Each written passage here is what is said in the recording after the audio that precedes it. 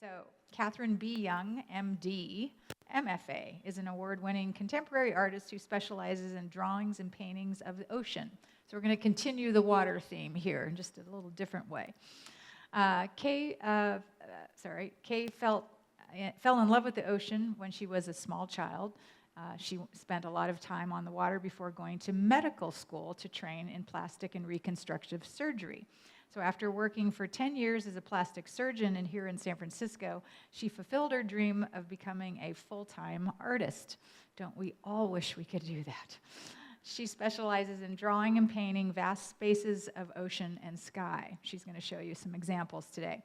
She's currently creating an exhibition for the Triton Museum in Santa Clara of Art, California, obviously, which addresses the ocean plastic pollution problem. Following galleries represent her work: Hang Art in San Francisco, Claire Carino Contemporary in Boston, the gallery at Trees Place in Cape Cod, and she maintains a studio right here on Bryant Street in San Francisco and lives in the city with her husband and daughter. Welcome, Kay Young. Thank you.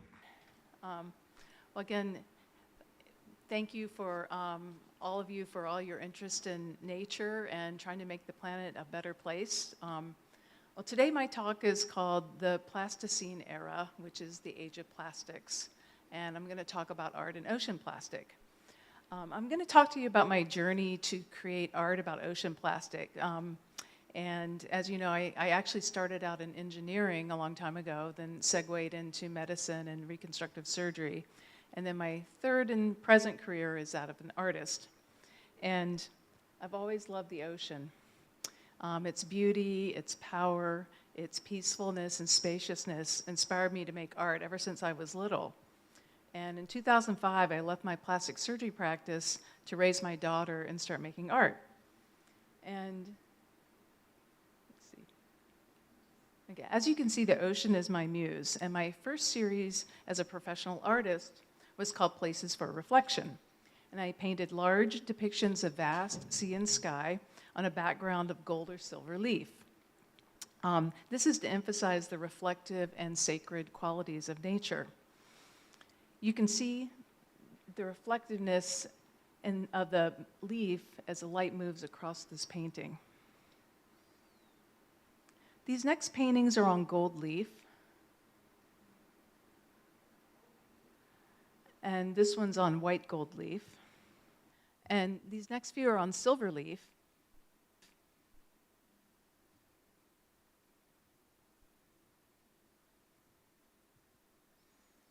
And I also do a lot of large-scale drawings of the ocean's surface. These are pencil drawings. And I'm trying to evoke that sense of vastness and spaciousness and peace that I feel when I'm around the ocean. I'm just going to show you several of these, and hopefully you can get a sense of the scale of them. This is one of my large ones. I like to do these big ones.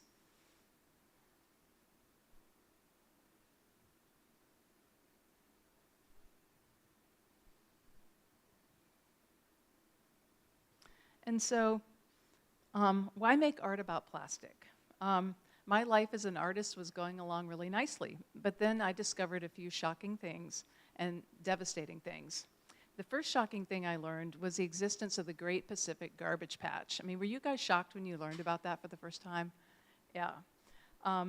This is a giant swath of ocean that is filled with plastic trash. It's twice the size of Texas.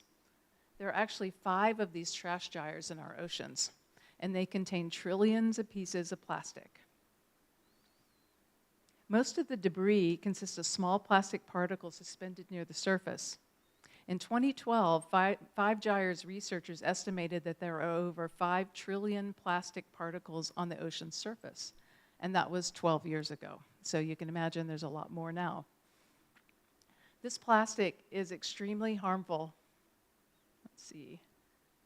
to marine life.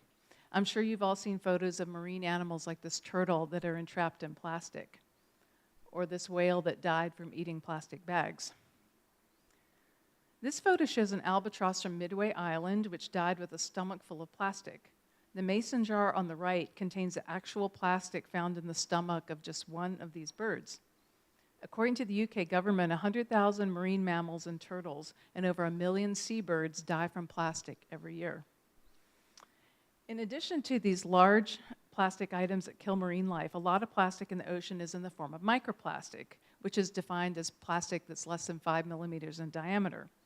Most of this comes from degradation of larger plastic items, but a significant portion comes from primary sources like synthetic fibers, like from our washing machines that get sent into the watershed, and also car tires. And actually another source which is really surprising to me is that recycling plants, when they grind up the plastic to recycle it, even the newer ones that try to filter it, a lot of microplastic gets into the waterways in millions of pounds from just one recycling facility. So, in addition to this problem here, the microplastic's shown up on every continent, but it's also shown up in the human body. So we found it in the brain, the lungs, the blood, the intestines, even the placenta. Microplastic, one thing that's really concerning about microplastic is that toxic chemicals stick to it really easily too. So microplastic in the ocean can pick up pollution like pesticides, like perhaps DDT that might be in the ocean. And then the plastic itself contains harmful chemicals like phthalates or PFAs, forever chemicals. And when the fish eat these plastics, the chemicals get released into the fish's body, and then that moves right up the food chain. When our bodies absorb these microplastics, we're getting the chemicals too. As a quick aside, we ingest these microplastics in other ways too. When we drink a beverage out of a plastic bottle or even a plastic-lined coffee cup, we are drinking a dose of microplastic and the chemicals in our drink, which is another good reason to just say no to plastic bottles. Anyway, we are just starting to study the effects of microplastics on the human body, so we don't really know yet what effects they have. And as if this was not enough, the second shocking thing I learned was that hardly any of our plastic is recycled.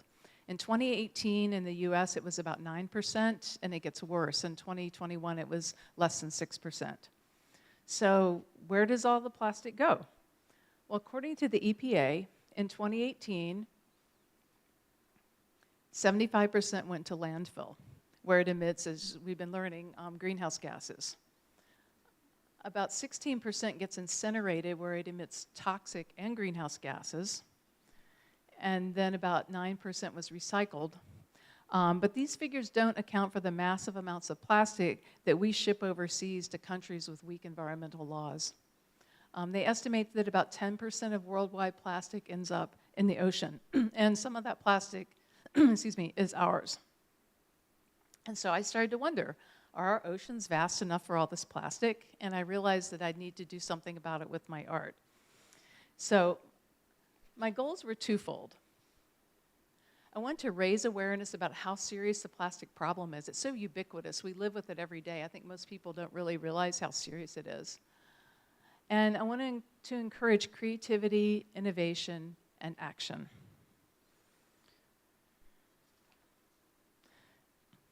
So one of the things I thought about was how we might turn single-use plastic into long-lasting works of art that somebody may actually want to put in their home. This could keep plastic out of the waste stream and maybe find some creative purposes for plastic waste. So my first idea was to build an ocean out of recycled plastic. I started experimenting with different technologies and using some digital models from my paintings and drawings. This piece is a laser engraving that was based on one of my pencil drawings, and it's on a piece of recycled plexiglass, which there's so much plexiglass, especially from the pandemic. I thought my process needed some fine-tuning. The laser created some artifact that just didn't meet my standard for fine art, but I think this could have some potential. The second thing I thought of was using a 3D printer, because I found some 3D printer filament made from recycled water bottles. And there's my 3D printer at work, and sorry, my little movie's not working here, but we'll go on to the next one. There we go. And these are some of the different prototypes that I made from my recycled plastic. In fact, I brought one up here, and you guys can take a look at this later if you'd like to see it. Sure, yeah. Yeah.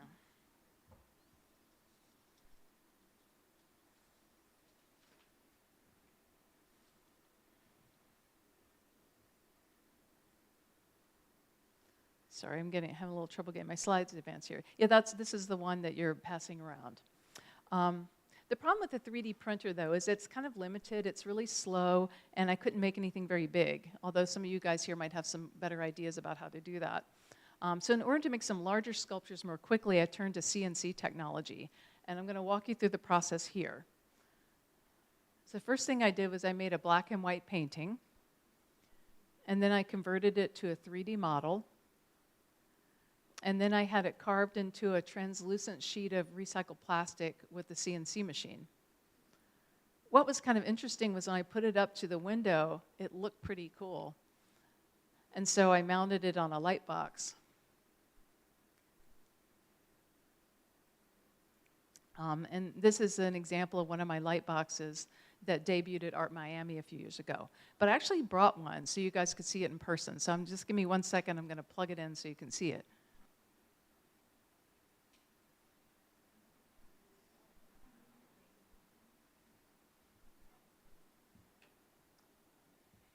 However, unfortunately, this project is currently on hold. I was just really unable to find the quality recycled plastic for my project. And you can see in this picture here, here's a piece I milled on the CNC machine. You can see all the bubbles and defects in the piece of recycled plastic. So it just wasn't really up to the quality. I wasn't able to find any more good quality like I had found on some of these other pieces. And there's a few reasons for this. The recycled plastic is a lot more expensive than virgin plastic. And as you can see here, the quality is not as good, so it just doesn't make a lot of business or financial sense to use recycled plastic. And I called several manufacturers, and they're like, yeah, we don't have any recycled pellets right now.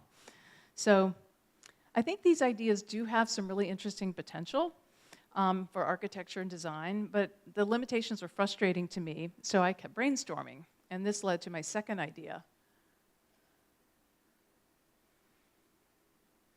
which was to gold leaf plastic trash. I like this idea because it refers back to my gold leaf paintings and it also provides a way to make something permanent out of single-use plastic. So why gold leaf plastic trash? Well, first, gold draws your attention and it offers the idea that we can make something beautiful from it. It's also absurd to put 24-karat gold on plastic litter, just as it's absurd to use a material that can last for hundreds of years for only a few minutes. And finally, gold is a symbol of money and value, which are some of the main drivers of the vast amounts of single-use plastic that we use in our society. So here's a few examples from some early pieces in this series. These are some water bottles that I found as litter in my neighborhood. Here's some styrofoam peanuts. Here's a Coke bottle. This one's called Tall, Grande, and Venti. And yes, Starbucks cups contain single-use plastic. It's in the plastic liner that makes the cup waterproof. It also makes the cup not recyclable. Here's an action photo of one of my bottles. He's out surfing. So these gold leaf pieces have inspired a new project that's going to be presented at the Triton Museum of Art next May. And if any of you'd like an invitation to the reception, there's postcards in the lobby with the QR code. You can just click on that and get on the list to get an invitation. So the exhibition's still a work in progress, but I'd like to give you a sneak preview of one of the works that will be in the show. This artwork is called Coke or Pepsi. And it consists of Coke and Pepsi bottles that I found as litter in my neighborhood. The Coke bottles are covered with gold leaf, and the Pepsi bottles are leafed with silver. Now, Coca-Cola wins the gold medal for being the biggest plastic producer in the world. Pepsi takes the silver for being the second largest plastic polluter. Now, these companies don't really want to be winners in this particular category, so they talk a lot about reducing their plastic, but in truth, both companies are using more virgin plastic than ever. So I hope my artwork can spark some new dialogue about our relationship with single-use plastic and hopefully inspire more people to be creative and innovative about solutions. Thank you.